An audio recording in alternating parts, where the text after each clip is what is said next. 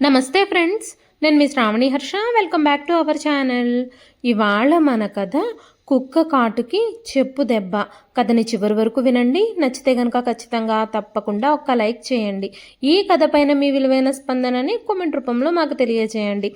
Last మంత్లో అంటే July నెలలో మనం పెట్టిన ప్రతి స్టోరీకి చాలా కామెంట్స్ అయితే వచ్చాయండి. వాటన్నింటిలోంచి మన అన్ని స్టోరీస్కి కామెంట్స్ పెట్టిన వాళ్ళ లిస్ట్ తీసి గివ్ అవే లిస్ట్ అయితే నేను ఇచ్చేస్తాను. ఇక నుంచి ఆగస్ట్ నెలలో పెట్టే ప్రతి స్టోరీకి కామెంట్ చేయడానికి ట్రై చేయండి ఆగస్టులో గివ్ అవే కోసం. మరైతే మనం ఇప్పుడు కథలోకి వెళ్ళిపోదాము. వెంకట్రావు గారి జీవితంలో డబ్బు ఎప్పుడూ లక్ష్యం కాదు. మనిషిగా మంచి పేరు సంపాదించడం, పిల్లలకి మంచి భవిష్యత్తు ఇవ్వడం మాత్రమే ఆయన కళ. గుంటూరు జిల్లా పొన్నూరు అనే ప్రశాంతమైన పట్టణంలో ఉన్న చిన్న ఇంట్లో భార్య పద్మావతితో కలిసి ఆయన సంతోషంగా జీవించేవారు. ప్రభుత్వ రెవెన్యూ శాఖలో ఉద్యోగం చేస్తూ 35 సంవత్సరాలు ఒక్క రూపాయి కూడా అవినీతి డబ్బు ఇంటి గుమ్మం దాటనివ్వలేదు. చాలాసార్లు సహోద్యోగులు, వెంకట్రావు గారు ఇలా నిజాయితీగా ఉంటే మీకేం మిగులుతుంది, పిల్లల భవిష్యత్తు గురించి కూడా ఆలోచించండి అంటూ చెబుతూ ఉండేవారు. ఆయన అప్పుడు నవ్వుతూ, పిల్లలకి కోట్ల రూపాయలు ఇవ్వకపోయినా పర్వాలేదండి, వాళ్ళెక్కడికి వెళ్ళినా మా తండ్రి నిజాయితీ గల మనిషి అని చెప్పుకునే గౌరవం ఉంటే అదే నాకు పెద్ద ఆస్తి అంటూ చెబుతూ ఉండేవారు. ఆ మాటలు విన్న పద్మావతి గారి ముఖంలో ఎప్పుడూ గర్వమే కనిపించేది. తన భర్త నిజాయితీకి ఆవిడెప్పుడూ గర్వపడుతూ ఉండేది. ఆమె కూడా భర్త అడుగుజాడల్లోనే నడిచింది. ఇంట్లో డబ్బు లేక ఇబ్బంది పడినా ఒక్కరోజు కూడా అందరూ చేస్తున్నట్టే మీరు కూడా చేసి సంపాదించవచ్చు కదా అని భర్తతో ఎప్పుడూ చెప్పలేదు. కష్టపడి సంపాదించిన ముద్ద అన్నం తిన్నా మనకి ప్రశాంతత ఉంటుంది అని భర్తని ప్రోత్సహించేది. వాళ్ళిద్దరికీ 2 పిల్లలు. పెద్దమ్మాయి రమ్య, చిన్నవాడు రాఘవ్. పిల్లలు పుట్టినరోజు నుంచే వాళ్ళ ప్రపంచం పూర్తిగా మారిపోయింది. తమ సుఖాలు, కోరికలు, అవసరాలు అన్నీ పక్కన పెట్టేసి పిల్లల కలల కోసమే బ్రతకడం మొదలుపెట్టారు. వెంకట్రావు గారి జీతం అంత పెద్దదేమీ కాదు. అయినా నెల మొదటి తేదీన జీతం చేతికి రాగానే ముందుగా పిల్లల స్కూల్ ఫీజులే కట్టేవారు. ఆ తర్వాత పుస్తకాలు, యూనిఫామ్లు ఏమన్నా కావాలంటే కొనేవారు. చివరికి మిగిలిన డబ్బులతో ఇంటి ఖర్చులు చూసుకునేవారు. చాలా నెలల్లో చివరి వారం అప్పు చేసి గడిపిన సందర్భాలు కూడా ఉన్నాయి. అయినా పిల్లల ముందు మాత్రం ఎప్పుడు చిరునవ్వుతోనే కనిపించేవారు భార్యాభర్తలిద్దరూ. రమ్య చిన్నప్పటి నుంచే చదువులో చాలా తెలివైన అమ్మాయి. ప్రతి పరీక్షలో మొదటి ర్యాంకే తెచ్చుకునేది. టీచర్లు కూడా ఆమెను చూసి మెచ్చుకునేవారు. రాఘవ్ కూడా అక్కని ఆదర్శంగా తీసుకొని బాగా చదివేవాడు. ఒకసారి స్కూల్ నుంచి వచ్చి, నాన్న, మా క్లాస్లో అందరికీ కొత్త స్కూల్ బ్యాగులు ఉన్నాయి నాన్న, నాది మాత్రమే పాతది, నాకు కొత్తది కొనిపెట్టండి అన్నాడు. ఆ మాట విన్న వెంకట్రావు గారి మనసు కరిగిపోయింది. కానీ ఆ సమయంలో ఆయన జేబులో 100 రూపాయలు కూడా లేవు.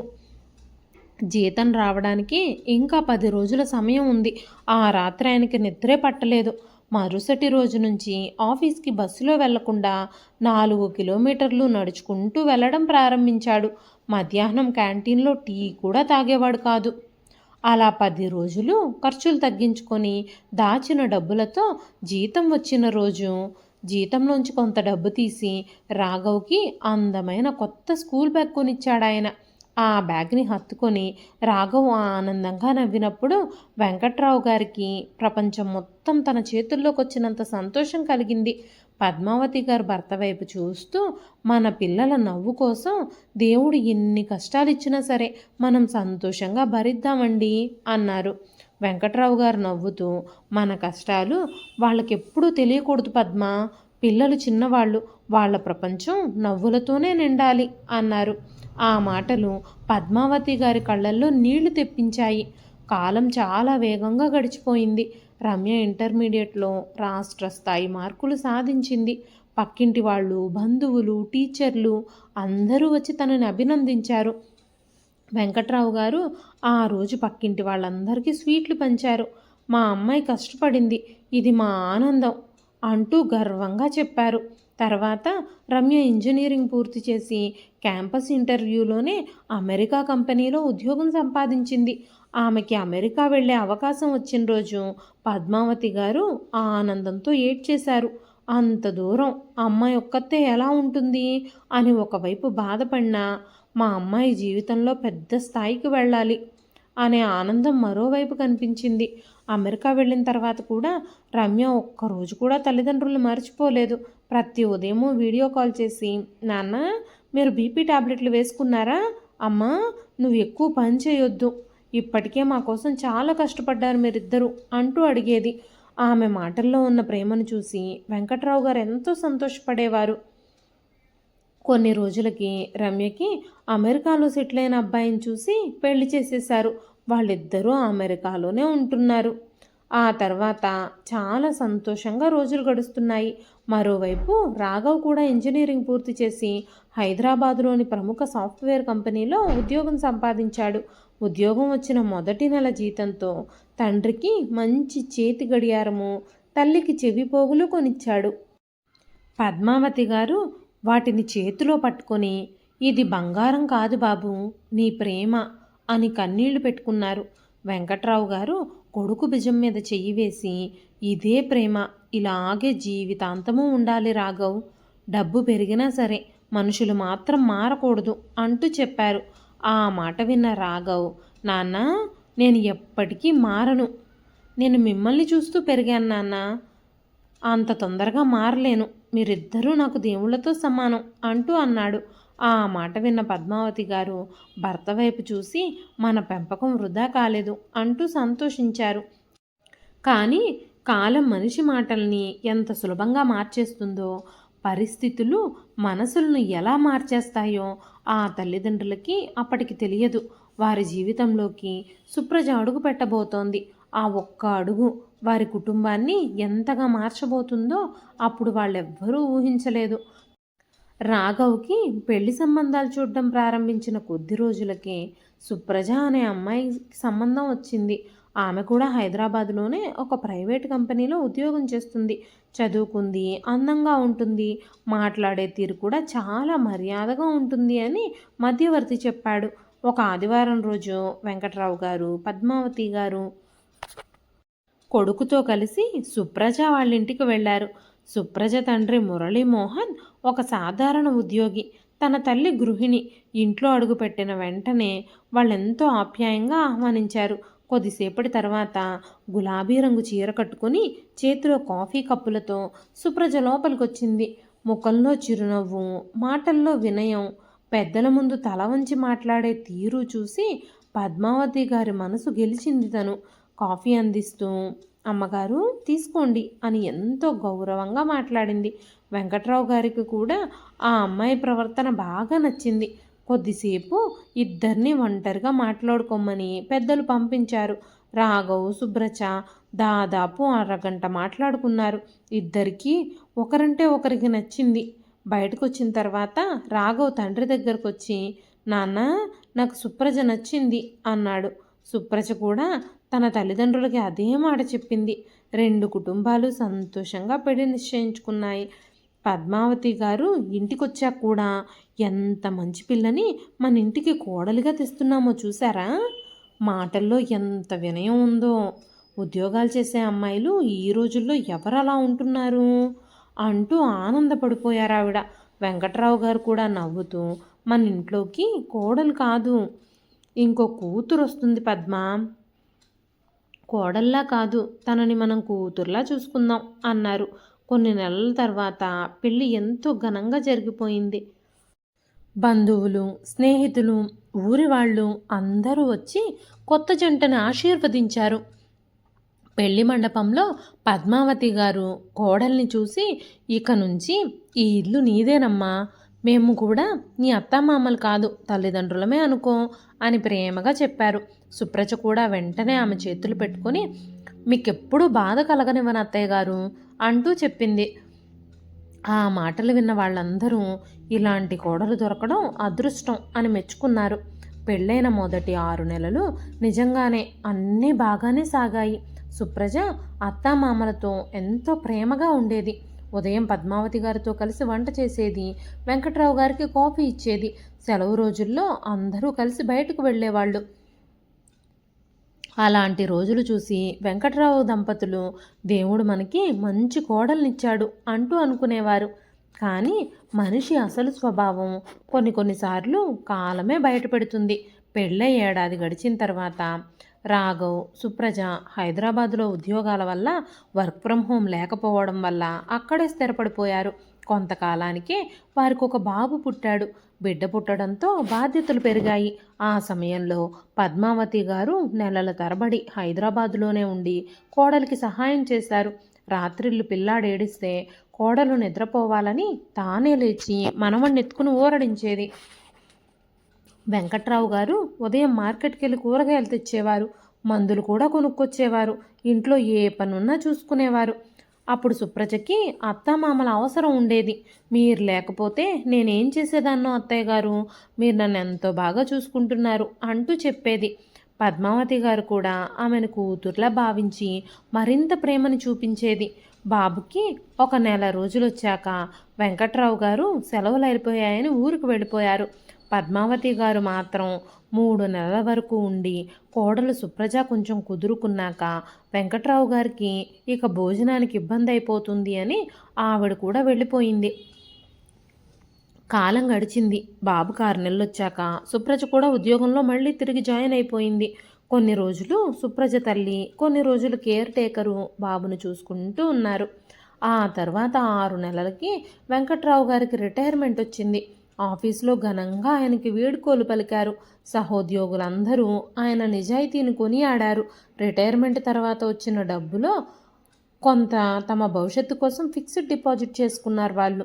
మిగిలిన డబ్బుతో హైదరాబాదులో రాఘవ్ ఉద్యోగానికి దగ్గరగా ఒక మంచి ఇల్లు కొడుకు కోసమే కొనాలని నిర్ణయించుకున్నారు. మన వయసు పెరుగుతుంది. రేపొద్దున ఏ అనారోగ్యమో వస్తే కొడుకు దగ్గరే ఉంటే బాగుంటుంది కదా. అయినా చివరి రోజులు మనవాళ్లతో మనవరాళ్లతో కొడుకు కోడలతో కాలక్షేపం కూడా అవుతుంది అని పద్మావతి చెప్పింది. వెంకట్రావు గారు కూడా ఈ ప్రతిపాదనకి అంగీకరించాడు. ఇద్దరూ కలిసి రిటైర్మెంట్ డబ్బులతో ఆ ఇంటిని కొనుగోలు చేశారు. అదే నిర్ణయం కొన్ని సంవత్సరాల తర్వాత వారి జీవితాన్ని పూర్తిగా మార్చబోతోంది అని, వారి ఆత్మగౌరవాన్ని కాపాడబోతోంది అని అప్పటికి వాళ్ళిద్దరికీ ఏమీ తెలియదు. రిటైర్మెంట్ అయిన తర్వాత మొదటి 6 నెలలు వెంకట్రావు గారు, పద్మావతి గారు తమ సొంత ఇంట్లోనే పొన్నూరులోనే ప్రశాంతంగా గడిపారు. తెల్లవారుజామునే ఇద్దరూ కలిసి లేచి ఇంటి ముందు ముగ్గేయడం, తులసి మొక్కకి నీళ్లు పోయడం, దేవుడికి దీపం పెట్టుకోవడం వాళ్ళ దినచర్య. వెంకట్రావు గారు పేపర్ చదువుతూ టీ తాగుతూ ఉంటే పద్మావతి గారు వేడివేడిగా టిఫిన్ సిద్ధం చేసేది. మధ్యాహ్నం ఇద్దరూ కలిసి భోజనం చేసి కాసేపు విశ్రాంతి తీసుకునేవారు. సాయంత్రం ఊరి శివాలయం వరకు నడుచుకుంటూ వెళ్ళి కాసేపు గుడిలో కాలక్షేపం చేసి తిరిగొచ్చేవారు. జీవితంలో ఎలాంటి హడావిడి లేకుండా పిల్లల బాధ్యతలన్నీ పూర్తయ్యాయి అనే తృప్తితో ప్రశాంతంగా వాళ్ళకి రోజులు గడుస్తున్నాయి. కానీ ఒక్కటే బాధ, పిల్లలిద్దరూ దూరంగా ఉండడం.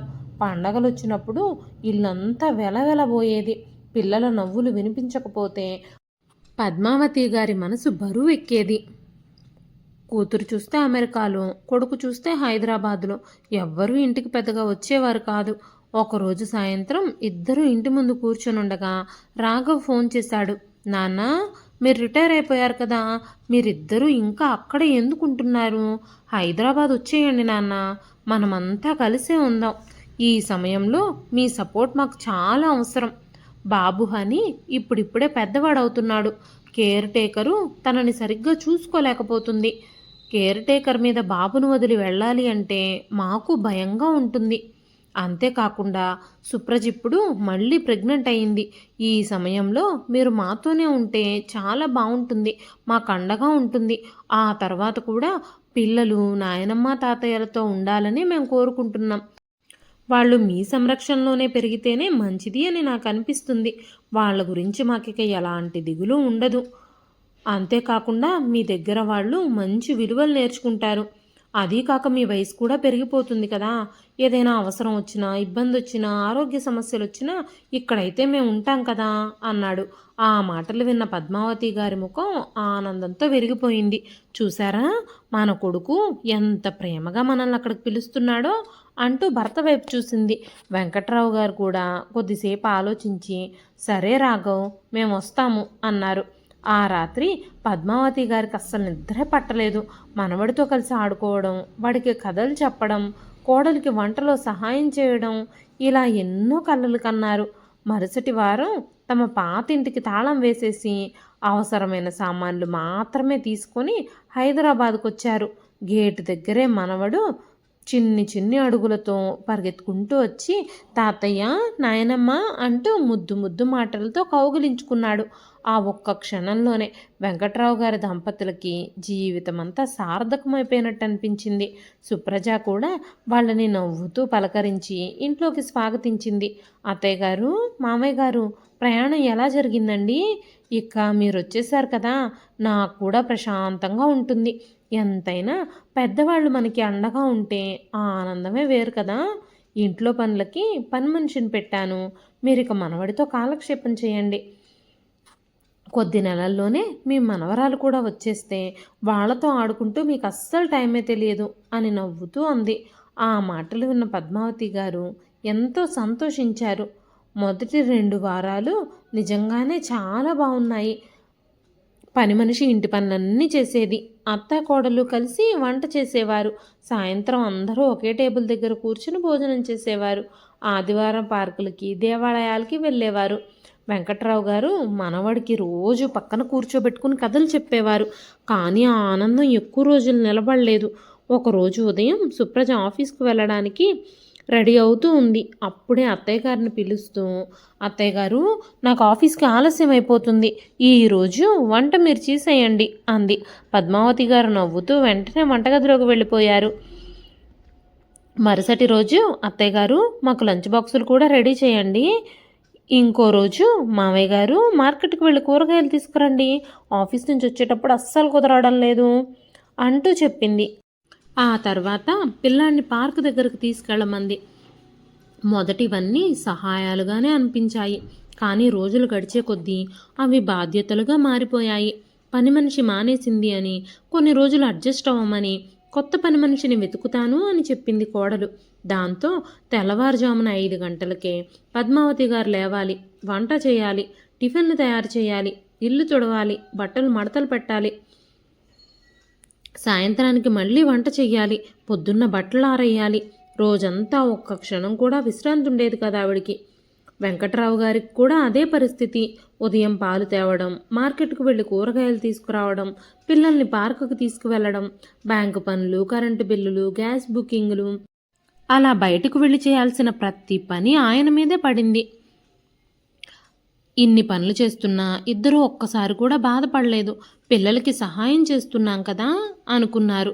కోడలికి డెలివరీ అవ్వడం, పాప పుట్టడం, మళ్ళీ ఉద్యోగంలో చేరిపోవడం అన్నీ క్రమంగా జరిగిపోయాయి. ఇప్పుడు ఇంటి బాధ్యత, పిల్లల బాధ్యత పూర్తిగా వాళ్ళదే అయిపోయింది. క్రమంగా వాళ్ళకు ఒక విషయం అర్థం అవుతుంది. మెల్లమెల్లగా ఆ ఇంట్లో వాళ్ళని పెద్దలుగా కాకుండా ఉచితంగా పనిచేసే మనుషుల్లా చూస్తున్నారు. మెల్లగా మనవడు హనీని స్కూల్లో జాయిన్ చేశారు. వెంకట్రావు గారు రోజు హనీని స్కూల్లో దించడం, తిరిగి తీసుకురావడం కూడా ఆయన పనిగా మారిపోయింది. ఉదయం ఇద్దరూ కలిసి అన్ని పనులు చేసేవారు, పిల్లల్ని చూసుకునేవారు. మెల్లమెల్లగా పాప శ్రేష్ఠ కూడా స్కూలుకు వెళ్లే వయసు వచ్చేసింది. ఉదయం ఇంటి పనులన్నింటితో పాటు 2 పిల్లల్ని స్కూల్కి రెడీ చేయడం, స్కూల్ బాక్సులు, స్నాక్స్ బాక్సులు, వాటర్ బాటిల్స్ అన్నీ ఫిల్ చేయడం, బ్యాగులు సర్దడం, స్కూల్లో దించడం, తిరిగి ఇంటికి తీసుకురావడం, ఇవే వారి రోజువారీ కార్యక్రమాలు అయిపోయాయి. శని ఆదివారాల్లో కూడా కొడుకు కోడలు పిల్లల్ని చూసుకోరు. పిల్లల్ని పెద్దవాళ్ళ మీద వదిలేసి షాపింగ్లకని, సినిమాలకని, షికార్లకని తిరుగుతూ ఉంటారు. ఒకరోజు మధ్యాహ్నం పద్మావతి గారికి జ్వరం వచ్చింది. శరీరం మొత్తం నొప్పులతో ఉంది. అయినా వంటగదిలో నిలబడి చపాతీలు చేస్తుంది. సుప్రజ వచ్చి, అత్తయ్య గారు, ఇంకా అవలేదా? నాకు మీటింగ్ ఉంది, టైం అయిపోతుంది అంటూ చెప్పింది. అలా అందే తప్ప మీకు ఆరోగ్యం ఎలా ఉంది అని ఒక్కసారి కూడా అడగలేదు. ఆ మాటలు విన్న వెంకట్రావు గారి గుండె కలచి వేసింది. వెంటనే భార్య చేతిలోని కర్ర తీసుకొని, పద్మ, నీకు అసలే ఒంట్లో బాగోలేదు, నువ్వు వెళ్ళి పడుకో, నేను చేస్తాను అన్నారు. ఆ రోజు మొదటిసారి ఆయన మనసులో ఒక చిన్న సందేహం పుట్టింది. మనల్ని నిజంగానే ప్రేమతో ఇక్కడికి పిలిచారా, లేక అవసరం కోసం పిలిచారా? ఆ సందేహానికి సమాధానం రావడానికి ఇంకా ఎక్కువ రోజులు పట్టలేదు. అదే సమయంలో సుప్రజ మనసులో మాత్రం మరో ఆలోచన నెమ్మదిగా రూపం దాల్చుతుంది. పిల్లలిప్పుడు పెద్దవాళ్ళైపోయారు. అత్తామామల అవసరం తగ్గిపోయింది. ఇక వాళ్ళ ఇంట్లో ఉండడం తనకి భారంగా అనిపించడం మొదలయ్యింది. అదే ఆలోచన కొద్ది రోజుల తర్వాత ఈ కుటుంబ జీవితాన్ని పూర్తిగా మార్చేసే నిర్ణయానికి దారితీసింది. రోజులు గడుస్తున్న కొద్దీ సుప్రజ ప్రవర్తనలో వచ్చిన మార్పు స్పష్టంగా కనిపించడం మొదలైంది. మొదట్లో అత్తయ్య గారు, మామయ్య గారు అని గౌరవంగా పిలిచే ఆమె ఇప్పుడు అవసరం ఉన్నప్పుడు మాత్రమే మాట్లాడేది. అది కూడా ఆజ్ఞాపిస్తున్నట్టే ఉండేది. అత్తయ్య గారు ఈ పని చేయండి, మామయ్య గారు అది తీసుకురండి, పిల్లల్ని తీసుకెళ్ళండి, గ్యాస్ వాళ్ళకి ఫోన్ చేయండి, ఇలా రోజంతా పనులు పురమాయించడానికి మాత్రమే మాట్లాడేది. ఒక్కరోజైనా సరే అత్తయ్య గారు మీరు చాలా అలసిపోతున్నారు, మీరు కూర్చోండి, ఈరోజు నేను ఖాళీనే, నేను చేస్తాను అనే మాట ఆమె నోటి వెంట కూడా రాలేదు. పద్మావతి గారు మాత్రం కోడలి మనసు నొప్పించకూడదని ప్రతి పనిని నవ్వుతూ చేసేది. ఇంట్లో కోడలు ఉద్యోగం చేస్తుంది, అలసిపోతుంది, మనం చేయాల్సినంత చేస్తే తప్పే ఉంది అని భర్తతో కూడా చెప్పేది. వెంకట్రావు గారు బయటికి ఏమీ అనకపోయినా లోపలే బాధపడేవారు. సహాయం చేయడం ఒకటి, బాధ్యతలన్నీ మన మీద వేయడం ఒకటి అని అనిపించేది ఆయనకి. కానీ కొడుకు కుటుంబంలో గొడవలు రావద్దు అనే ఉద్దేశంతో మౌనంగా ఉండిపోయేవారు. ప్రతి నెల మొదటి తేదీ రాగానే రాఘవ్ తండ్రి గది తలుపులు తట్టేవాడు. నాన్న, ఈ నెల పిల్లల స్కూల్ ఫీజు ఎక్కువయింది, ఇంకోసారేమో కార్ ఇన్సూరెన్స్ కట్టాలని, మరోసారి ఈసారి క్రెడిట్ కార్డు బిల్లు కాస్త ఎక్కువ వచ్చింది అని, ఇలా ఏదో ఒక కారణం చెప్పి పెన్షన్ డబ్బుల్లో ఎక్కువ భాగం తీసుకెళ్ళిపోయేవాడు. వెంకట్రావు గారు ఒక్కసారి కూడా లేదు అనలేదు. పిల్లలకే కదా ఉపయోగపడేది అనుకుని ఆయన అడిగినంత డబ్బులు ఇచ్చేసేవారు. కానీ నెలాఖరులో తన బీపీ, షుగర్ మందులు కొనుక్కోవడానికి కూడా ఒక్కోసారి డబ్బులు మిగిలిన పరిస్థితి వచ్చేసేది. ఒకసారి పద్మావతి గారు నెమ్మదిగా, ఏమండి, ఈ నెల మందులు కొనడానికి డబ్బులు సరిపోవడం లేదు అన్నారు. వెంకట్రావు గారు చిరునవ్వు నవ్వి, 2 రోజులు ఆలస్యంగా కొనుక్కుందాం పద్మ, 2 రోజులు మందులు వేసుకోకపోతే ఏమీ కాదులే అన్నారు. ఆ మాట చెప్పేటప్పుడు ఆయన మనసు ఎంత బాధపడిందో ఆయనకే తెలుసు. ఒక ఆదివారం ఉదయం సుప్రజ పిల్లల్ని రెడీ చేస్తూ ఉంది. ఈరోజు బయట లంచ్ చేసి సినిమా చూసి వస్తామత్తయ్య, మీకు కూడా ఫుడ్ తీసుకొచ్చేస్తాము, మీరేమీ ఇంట్లో వంట చేయవసరం లేదు అంటూ అత్తగారితో చెప్పింది సుప్రజ. పద్మావతి గారు నవ్వుతూ, పిల్లల్ని బాగా తీసుకెళ్ళి తిప్పుకురండమ్మా అన్నారు. కొద్దిసేపటికి వాళ్ళందరూ కారులో వెళ్ళిపోయారు. మధ్యాహ్నం అయ్యింది, సాయంత్రము అయ్యింది, రాత్రి 8 గంటలకు వాళ్ళు తిరిగొచ్చారు. ఇంట్లో వెంకట్రావు గారి దంపతుల కోసం ఒక్క భోజనం కూడా సిద్ధంగా లేదు. కోడలు తీసుకొస్తానంది అని ఆవిడ వంట చేయకుండా ఎదురు చూస్తూ ఉంది. చివరికి భోజనం సమయం దాటిపోయి నీరసం రావడంతో ఫ్రిడ్జ్లో మిగిలిపోయిన 2 చపాతీలు, కొద్దిగా కూర మాత్రమే ఉండడంతో పద్మావతి గారు వాటిని వేడి చేసి భర్తకు పెట్టారు. వెంకట్రావు గారు వాటిని తినలేక ప్లేట్ పక్కన పెట్టేశారు. ఏమైందండి అంటూ అడిగింది పద్మావతి. ఆకలిగా లేదు పద్మ అన్నారు ఆయన. కానీ నిజానికి ఆయనకు ఆకలి లేక కాదు, మనసు నిండా అవమానం నిండిపోయింది. మరుసటి రోజు మనవరాలు స్కూల్ నుంచి వచ్చి నానమ్మ దగ్గర కూర్చుంది. నానమ్మ, ఈరోజు మా టీచర్ నిజాయితీ గురించి కథ చెప్పమంది, నువ్వు కథ చెప్పు అంది. పద్మావతి గారు ప్రేమగా కథ చెప్పడం ప్రారంభించారు. అంతలోనే సుప్రజ వచ్చి పిల్ల చేతిని పట్టుకుని లాగేసింది. ఎన్నిసార్లు చెప్పాను నీకు అలా ఒళ్ళో కూర్చోవద్దని, పల్లెటూరి వాళ్ళ దగ్గర పాతకాలం మాటలు, మూఢనమ్మకాలు తప్ప ఇంకేం ఉండవు, రా లోపలికి అంది. ఆ ఒక్క మాట విన్న పద్మావతి గారి గొంతు మూగబోయింది. కథ మధ్యలోనే ఆగిపోయింది. తన మనవరాలు అయోమయంగా నాన్నమ్మ వైపు చూసింది. వెంకట్రావు గారు బాల్కనీలో నిలబడి ఇదంతా చూశారు. ఆయన గుండె నొప్పితో బరువెక్కిపోయింది. రాత్రి ఇద్దరూ పడుకున్న తర్వాత పద్మావతి గారు నెమ్మదిగా అడిగారు, ఏమండి, మనం నిజంగానే వీళ్ళకి భారమైపోయామా? వెంకట్రావు గారు వెంటనే సమాధానం చెప్పలేకపోయారు. కొద్దిసేపు నిశ్శబ్దంగా పైకప్పు వైపు చూస్తూ ఉండిపోయారు. మనం భారంగా అనిపించడం లేదు పద్మ, కానీ వాళ్ళకి మనం ఉపయోగం తగ్గిపోతున్నాము.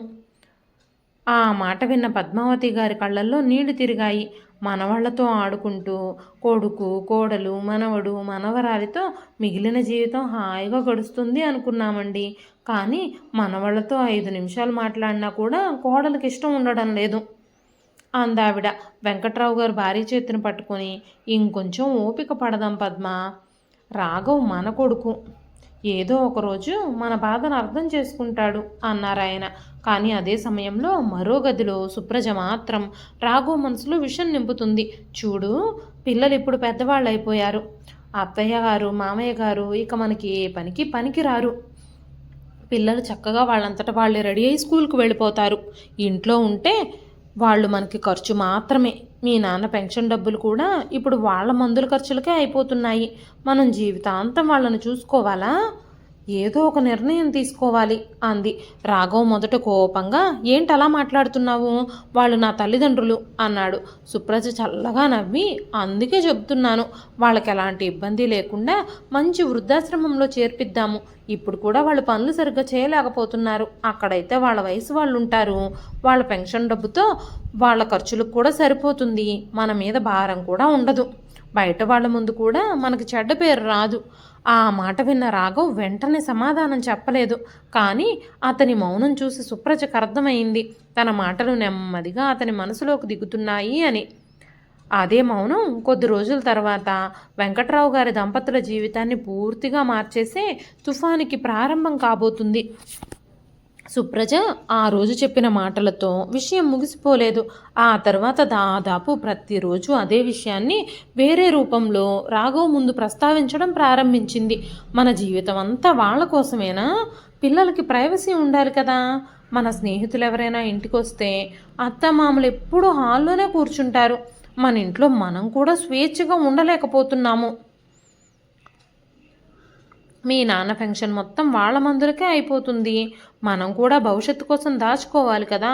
ఇంకా ఎక్కువ రోజులు వాళ్ళని ఇక్కడే ఉంచుకుంటే వాళ్ళ ఖర్చులు మనకి భారంగా మారతాయి అంటూ ప్రతిరోజు ఏదో ఒక మాట చెప్పేది. మొదట్లో రాఘవ ఆమె మాటలకు ఎదురు చెప్పేవాడు. వాళ్ళు నన్ను ఎంత కష్టపడి పెంచారో నీకు తెలుసా? నాన్న లేకపోతే నేను ఈ స్థాయికి వచ్చేవాడినే కాదు. అమ్మ తన జీవితం మొత్తం మన కోసమే త్యాగం చేసింది. ఇన్ని రోజులు వాళ్ళు ఇంటిని, పిల్లల్ని ఎంత బాగా చూసుకున్నారు, అది మర్చిపోతే ఎలాగా అంటూ చెప్పేవాడు. కానీ ఒకే మాటని ప్రతిరోజు వింటూ ఉంటే ఎంత దృఢమైన మనసైనా బలహీనపడిపోతుంది. నెమ్మదిగా రాఘవ్ కూడా మౌనంగా ఉండడం మొదలుపెట్టాడు. అతని మౌనాన్ని సుప్రజ తన విజయంగా భావించింది. మరోవైపు వెంకట్రావు దంపతులకి మాత్రం కొడుకు ప్రవర్తనలో వచ్చిన చిన్న చిన్న మార్పులు కనిపించడం మొదలయ్యాయి. ఇంతకుముందు ఆఫీస్ నుంచి వచ్చిన వెంటనే, అమ్మా టీ ఇస్తావా, నాన్న ఈరోజు ఎలా గడిచింది అంటూ మాట్లాడే రాఘవ్ ఇప్పుడు నేరుగా మౌనంగా తన గదిలోకి వెళ్ళిపోతున్నాడు. భోజనం చేసే సమయంలో కూడా ఫోన్ చూసుకుంటూనే ఉంటున్నాడు. తల్లిదండ్రులతో మాట్లాడే సమయం రోజు రోజుకి తగ్గిపోతుంది. పద్మావతి గారు మాత్రం ఉద్యోగ ఒత్తిడి ఎక్కువై ఉంటుంది అని తనని తాను ఓదార్చుకునేది. ఒకరోజు సాయంత్రం మనవడు స్కూల్లో జరిగిన డ్రాయింగ్ పోటీలో మొదటి బహుమతి గెలిచాడు. ఆనందంతో ఇంటికొచ్చి, తాతయ్య చూడు, నాకు ఫస్ట్ ప్రైజ్ వచ్చింది అంటూ మెడల్ చూపించాడు. వెంకట్రావు గారు చిన్న పిల్లాళ్ళ సంతోషపడి వాణ్ణి ఎత్తుకుని ముద్దు పెట్టుకున్నారు. అదే సమయంలో సుప్రజ వచ్చి, హోంవర్క్ చేసుకోకుండా ఇక్కడే ఉంటావా, లోపలికి రా అంటూ పిల్లాడిని అక్కడి నుంచి లాక్కెళ్ళిపోయింది. వెళుతూ వెళుతూ, ఎప్పుడు వీళ్ళ దగ్గరే ఉంటే చదువంతా మర్చిపోతావు, నువ్వు కూడా ఎందుకు పనికి రాకుండా తయారవుతావు అంటూ గట్టిగా అనింది. ఆ మాటలు వెంకట్రావు గారికి స్పష్టంగా వినిపించాయి. ఆ మాటలు విన్న ఆయన మనసు చిన్న భిన్నమైపోయింది. ఆ రాత్రి భోజనం తర్వాత బాల్కనీలో ఒంటరిగా కూర్చొని చాలాసేపు ఆలోచించారు ఆయన. పద్మావతి గారి దగ్గరకు వచ్చి, ఏమండి, ఎందుకండి ఏదో దిగులుగా ఉన్నారు అని అడిగింది. వెంకట్రావు గారు భార్య వైపు చూసి చిన్నగా నవ్వారు. ఏమీ లేదు పద్మ, కొన్నిసార్లు మనిషి అవసరం ఉన్నంత వరకు మాత్రమే విలువ ఉంటుందేమో అనిపిస్తుంది. ఆ మాట విన్న పద్మావతి గారి కళ్ళల్లో నీళ్లు తిరిగాయి. మన కొడుకు అలాంటివాడు కాదండి, చాలా మంచివాడు, మన గురించే ఆలోచిస్తాడు అంది. వెంకట్రావు గారు నెమ్మదిగా తలూపారు. నేను అదే అనుకుంటున్నాను పద్మ. కానీ కాలం మనుషులని మార్చేస్తుంది. ఆ మాటతో ఇద్దరూ మౌనంగా ఆకాశం వైపు చూశారు. అదే సమయంలో లోపల సుప్రజ మరో కొత్త పథకం వేస్తోంది. ఇంకొన్ని రోజుల్లో పిల్లలకి వేసవి సెలవులు రాబోతున్నాయి. ఒక నెల రోజుల పాటు ఉత్తర భారతదేశం మొత్తం తిరిగే ట్రిప్ ప్లాన్ చేసింది. రాఘవ్ కూడా అంగీకరించాడు. టికెట్లు బుక్ అయ్యాయి, హోటళ్ళు బుక్ అయ్యాయి. ట్రిప్ గురించి పిల్లలు ఎంతో ఉత్సాహంగా మాట్లాడుకుంటున్నారు. వాళ్ళిద్దరికీ కూడా ఆఫీసులో సెలవులు మంజూరయ్యాయి. వెంకట్రావు గారు, పద్మావతి గారు కూడా వాళ్ళ ఆనందం చూసి చాలా సంతోషించారు. మీరు బాగా తిరిగి రండి, పిల్లలకి మంచి మంచి జ్ఞాపకాలు ఉంటాయి అంటూ ఆశీర్వదించారు. ట్రిప్కి బయలుదేరే ముందు రోజు రాత్రి అందరూ నిద్రపోయారు అని అనుకుని సుప్రజ, రాఘవ్ తమ గదిలో సామాన్లు సర్దుకుంటూ మాట్లాడుకుంటున్నారు. కానీ కిటికీ తెరిచి ఉండడంతో ఆ మాటలు బయట వరండాలో కూర్చున్న వెంకట్రావు గారి చెవుల్లో స్పష్టంగా పడ్డాయి. సుప్రజ నెమ్మదిగా, వినండి, మనం ట్రిప్ నుంచి వచ్చిన తర్వాత ఇంకా ఆలస్యం చేయకూడదు. నేను ఆల్రెడీ మంచి వృద్ధాశ్రమం చూసేశాను. వాళ్ళ పెన్షన్ డబ్బులతో వాళ్ళ ఖర్చులు అక్కడే సరిపోతాయి. ఏదో ఒక మాయ మాటలు చెప్పి వాళ్ళిద్దరినీ తీసుకెళ్ళి ఆశ్రమంలో జాయిన్ చేసేద్దాం. తిరిగి పొన్నూరుకు గనక పంపించేస్తే ఊళ్ళో వాళ్ళందరూ మనల్ని తప్పుపడతారు. ఆశ్రమంలో ఉంటే అందరికీ మనమే బాగా చూసుకుంటున్నామన్న భావన ఉంటుంది. రాఘవ్ కొద్దిసేపు మౌనంగా ఉండి అమ్మ ఏడుస్తుందేమో అన్నాడు. వెంటనే సుప్రజ, 2 రోజులు ఏడుస్తుంది, ఆ తర్వాత అలవాటు పడిపోతుంది. మన జీవితం అంతా వాళ్ళ కోసంగా పాడు చేసుకోవాలా ఏంటి అంది. ఆ ఒక్క మాట వెంకట్రావు గారి గుండెల్లో మెరుపులా పడింది. ఆయన చేతిలో ఉన్న టీ కప్పు స్వల్పంగా వణికింది. కళ్ళల్లో నీళ్లు తిరిగాయి. తాను ఎంతో ప్రేమగా పెంచిన కొడుకు నోటి నుంచి వచ్చిన మౌనం, కోడల నోటి నుంచి వచ్చిన ఆ మాటలు ఆయన జీవితంలో ఎన్నడూ ఆయన అనుభవించని అవమానాన్ని మిగిల్చాయి. కానీ ఆ క్షణంలో కూడా ఆయన గట్టిగా ఏడవలేదు, లోపలికి వెళ్ళి గొడవ చేయలేదు. నిశ్శబ్దంగా తన గదిలోకి వెళ్ళి మంచం మీద కూర్చున్నాడు. అయితే ఆ రాత్రి మాత్రం ఆయన కళ్ళకి నిద్ర రాలేదు. ఒక నిర్ణయం మాత్రం మనసులో నెమ్మదిగా రూపుదాల్చుతుంది. ఆ నిర్ణయం రాఘవ్, సుప్రజ ఇద్దరి జీవితాన్ని శాశ్వతంగా మార్చబోతోంది. మరుసటి రోజు ఉదయం వెంకట్రావు గారు ఎప్పట్లాగే లేచి బయట వరండాలో కూర్చున్నారు. చేతిలో వార్తాపత్రిక ఉన్న ఒక్క అక్షరం కూడా చదవలేకపోయారు. రాత్రంతా విన్న మాటలే చెవుల్లో మారుమోగుతున్నాయి. మాయమాటలు చెప్పి వృద్ధాశ్రమంలో చేర్పించేద్దాం అనే ఒక్క వాక్యం ఆయన గుండెల్ని ముక్కలు ముక్కలు చేసేస్తుంది. ఇన్ని సంవత్సరాలు నిజాయితీగా బ్రతికి పిల్లల కోసం కష్టపడి తమ జీవితాన్ని వాళ్ళకు అంకితం చేసిన తల్లిదండ్రులకి చివరికి దక్కేది ఇదేనా అని ఆయన మనసు ప్రశ్నిస్తోంది. పద్మావతి గారు కాఫీ తీసుకొచ్చి, ఏమండి, ఆరోగ్యం బాగోలేదా? రాత్రంతా సరిగ్గా నిద్రపోయినట్లేరు, కళ్ళన్నీ ఎర్రగా ఉన్నాయి అంటూ ఆందోళనగా అడిగింది. వెంకట్రావు గారు వెంటనే ముఖంపై చిరునవ్వు తెచ్చుకొని, ఏమీ లేదు పద్మ, కొంచెం తలనొప్పిగా ఉంది అంతే అన్నారు. ఆమెకు నిజం చెప్పాలనిపించింది, కానీ ఆ అమాయకురాలి మనసు ఒక్కసారి విరిగిపోతుంది అని తెలుసు. అందుకే తన బాధను తనలోనే దాచుకున్నారు. 2 రోజుల తర్వాత రాఘవ్, సుప్రజ పిల్లలతో కలిసి ట్రిప్కి బయలుదేరిపోయారు. బయలుదేరేటప్పుడు కూడా సుప్రజ, అత్తయ్య గారు, ఇంటిని జాగ్రత్తగా చూసుకోండి, మొక్కలకు నీళ్లు పోయండి, పిల్లల గదిని శుభ్రం చేయండి అని చెప్పి వెళ్ళింది. పద్మావతి గారు నవ్వుతూ, మీరు హాయిగా ఈ ట్రిప్ అంతా ప్రశాంతంగా వెళ్ళి రండమ్మా, నువ్వు ఈ ఇంటి గురించి ఆలోచించొద్దు అంటూ అన్నారు. కారు గేటు దాటి వెళ్ళిపోయిన తర్వాత వెంకట్రావు గారు చాలాసేపు అదే దారిని చూస్తూ నిలబడ్డారు. ఆ తర్వాత నెమ్మదిగా లోపలికొచ్చి పద్మావతి గారు ఎదుట కూర్చున్నారు. పద్మా, నీతో ఒక ముఖ్యమైన విషయం మాట్లాడాలి అన్నారు. ఆయన గొంతులో ఉన్న భారాన్ని చూసి పద్మావతి గారి గుండె ఒక్కసారిగా దడదడలాడింది. ఏమైంది అని భయంగా అడిగింది. వెంకట్రావు గారు ఆ రాత్రి తాను విన్న ప్రతి మాటని మొదటి నుంచి చివరి వరకు చెప్పేశారు. ఒక్క మాట కూడా దాచలేదు. భర్త మాటలు వింటున్న కొద్దీ పద్మావతి గారి ముఖం పాలిపోయింది. కళ్ళల్లో కన్నీళ్లు నిండిపోయాయి. చివరికి 2 చేతులతో ముఖం మూసుకొని చిన్న పిల్లలా ఏడ్చేసింది. మన రాఘవ్ నిజంగానే అలా ఒప్పుకున్నాడా? నేను కన్న కొడుకే కదా తను. నేనొక్క రోజైనా అతన్ని ఆకలితో పడుకోబెట్టానా? జ్వరం వస్తే రాత్రంతా నిద్రపోకుండా కూర్చోలేదా? తన పై చదువుల కోసం నా బంగారు గాజులు అమ్మేయలేదా? తనకి పెళ్లి చేసి సంతోషంగా ఉండాలి అని కలలు కనలేదా? పిల్లలతో ఉద్యోగాలతో ఇబ్బంది పడుతున్నారు అని ఇంటెడు చాకిరీ మనం వాడి కోసం చెయ్యలేదా? ఇంటి పని, పిల్లల పని, మొత్తం అన్ని పనులు మన భుజాల మీద వేసుకుని చేయలేదా? అలాంటి కొడుకు మనల్ని వృద్ధాశ్రమానికి పంపించాలి అని అనుకున్నాడా? అంటూ బోరు బోరున విలపించింది. వెంకట్రావు గారు కూడా కన్నీళ్ళు ఆపుకోలేకపోయారు. కానీ వెంటనే భార్య భుజం మీద చెయ్యి వేసి, చాలు పద్మ, ఇక ఒక్క కన్నీటి బొట్టు కూడా వాళ్ళ కోసం కార్చొద్దు. మనం ఎవ్వరికీ భారంగా బ్రతకలేదు. ఇప్పుడు భారంగా బ్రతకాల్సిన అవసరమూ లేదు. దేవుడు మనకి చేతులు, కాళ్ళు, ఆరోగ్యము ఇచ్చాడు. ఇంకా ముఖ్యంగా ఈ ఇల్లు నీ పేరు మీద ఉంది. మన ఆత్మగౌరవం కూడా మన చేతుల్లోనే ఉంది అన్నారు.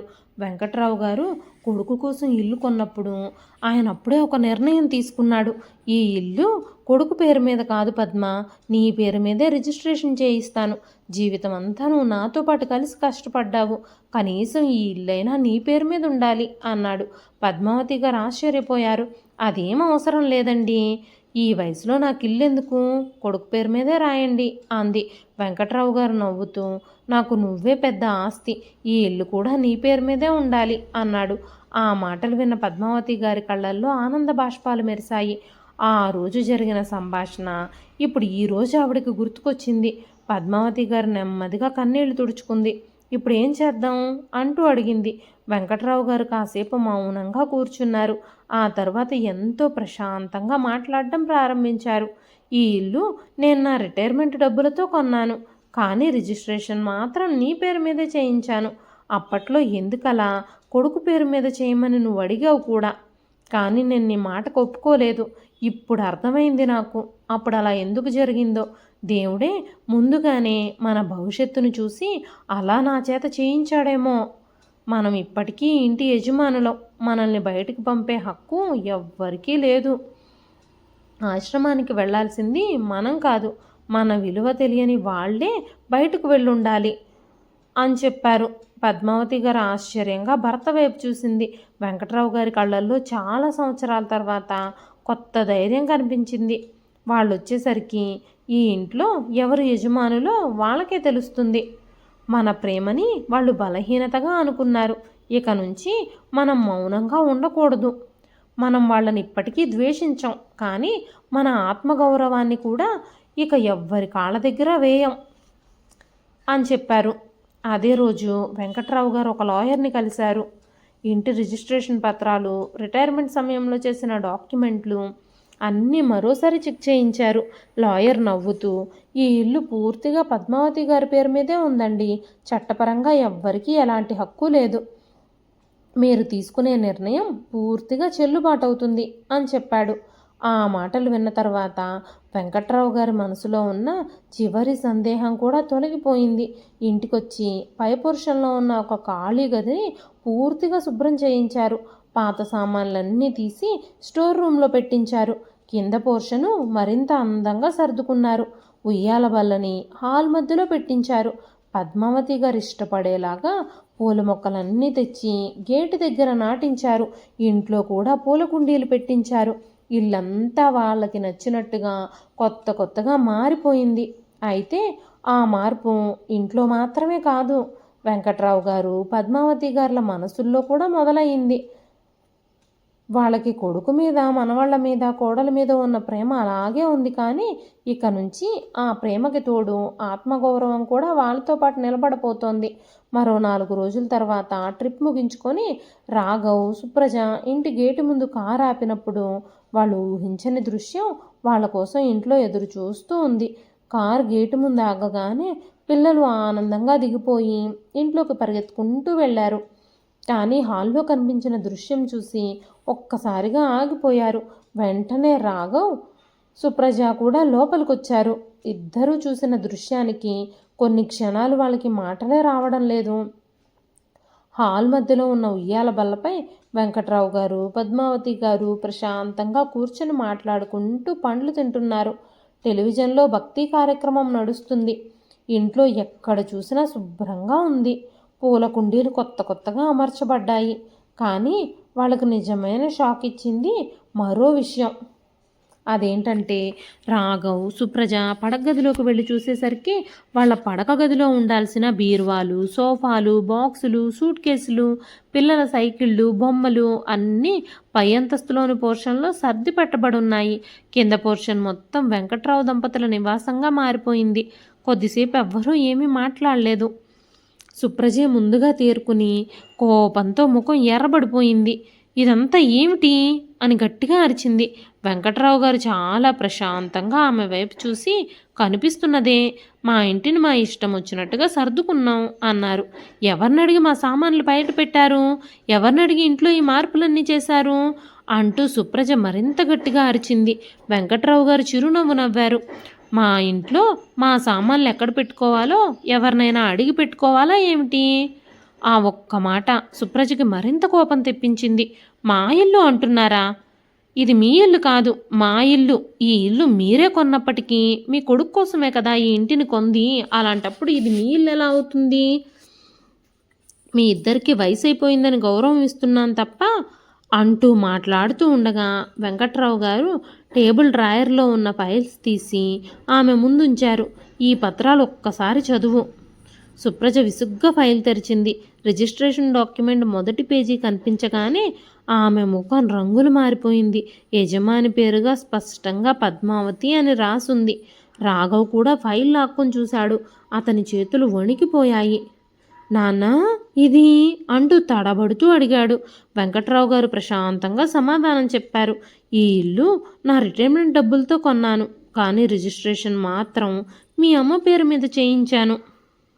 అప్పట్లో అది నా భార్యకి నేను ఇచ్చిన గౌరవం. ఈరోజు అదే మా ఆత్మగౌరవాన్ని కాపాడింది. సుప్రజ వెంటనే తేరుకొని, అయితే ఇప్పుడు మీరేం చేయాలనుకుంటున్నారు అంటూ అడిగింది. వెంకట్రావు గారి స్వరం ఒక్కసారిగా గంభీరంగా మారింది.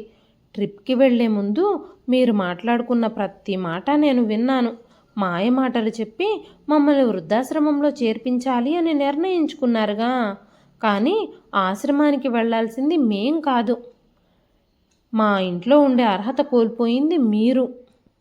అయితే మీరు మా కొడుకు, కోడలు కాబట్టి మేం మిమ్మల్ని, మా మనవణ్ణి, మనవరాల్ని రోడ్డు మీదకి పంపించేయడానికి మనసు ఒప్పడం లేదు. పై పోర్షన్ ఖాళీగానే ఉంది కదా. కానీ అక్కడ ఉండాలి అంటే నెలకి 15,000 రూపాయల అద్దె కట్టాలి. కరెంటు బిల్లు, నీటి బిల్లు వేరుగా ఉంటాయి.